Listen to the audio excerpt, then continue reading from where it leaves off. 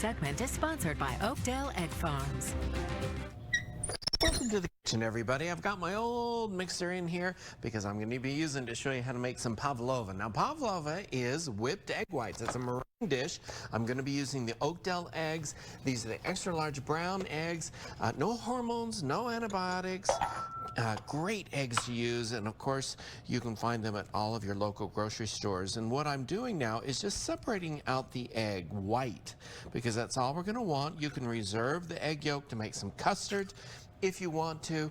And I know there are many different ways of separating egg whites. This is just how I do it. I know some people will crack them into your hands and then just let the egg white drip out. The only part that's important is don't allow the egg yolk to get into the egg white. Now, the reason for that is the egg white won't whip up properly if it has a lot of fat in there, or really any fat. So you want to just keep that fat from the egg yolk out of there so that they whip up nicely. Now, once you get about 4 or 5 of these egg whites into here, you're going to add them into your mixer with a little bit of cream of tartar in there. And so what that's going to do, that's an acidic portion, and it's going to help stabilize those egg whites so that when you bake them off, they're going to become nice and firm and create that base of the pavlova. So here's a little bit of the cream of tartar. You're going to want to add about a teaspoon or so. My measuring, isn't that the best? That's what happens when you cook so long. You can just go, oh, that's a teaspoon. You're going to add that into there, and then just slowly begin to mix this so that that cream of tartar mixes into there. We're going to whip these up to soft peaks, and then I'm going to add about a cup of sugar into it and continue whipping them until they come up to a hard peak. And then at that point, what I'll do is fold in a little bit of white vinegar and some cornstarch to continue to help stabilize the egg white process. That then goes into an oven, a 250-degree oven, for about an hour, and then just turn off the oven, guys, and let it cool in there. When we come back, we'll finish it off. This is the finished bake one.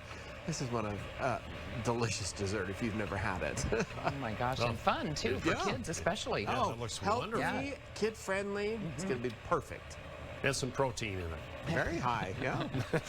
All right, thanks a lot, Chef. Segment is sponsored by Oakdell Egg Farms. Okay, I love meringue and meringue cookies, that kind of thing, and I think that's or lemon meringue pie. what we're looking at in the kitchen. We are looking at it, and Ron, I need to reiterate to you, this is not lemon meringue pie. Dang.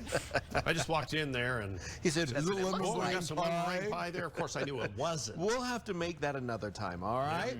So this is the meringue that I was working on earlier. I've added to it a little bit of vinegar and cornstarch, folded it all in, and now I'm just shaping it onto a parchment lined baking sheet.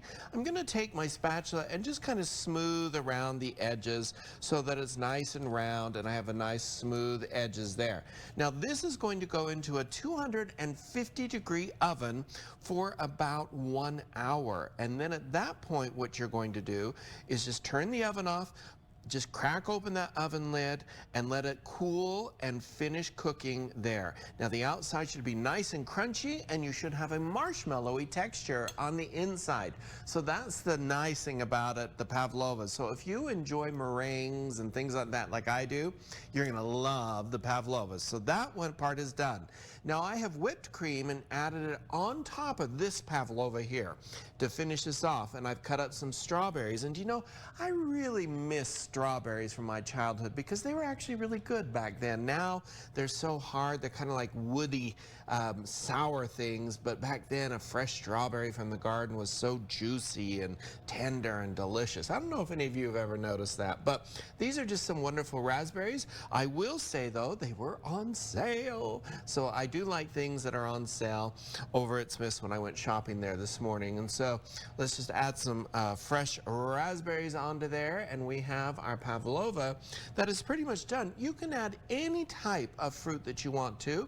This is just the kind that I'm using to add on to there, guys. So you can head on over to cookingwithchefbrian.com, grab the recipe, look for your Oakdell eggs, no hormones, no antibiotics, cage-free, delicious brown eggs in your grocery store. And Ron, it's even from a chicken, so I'm thinking you'll like this, even though it's not lemon meringue pie. Tie it all in. I'm sure it's awesome. Okay.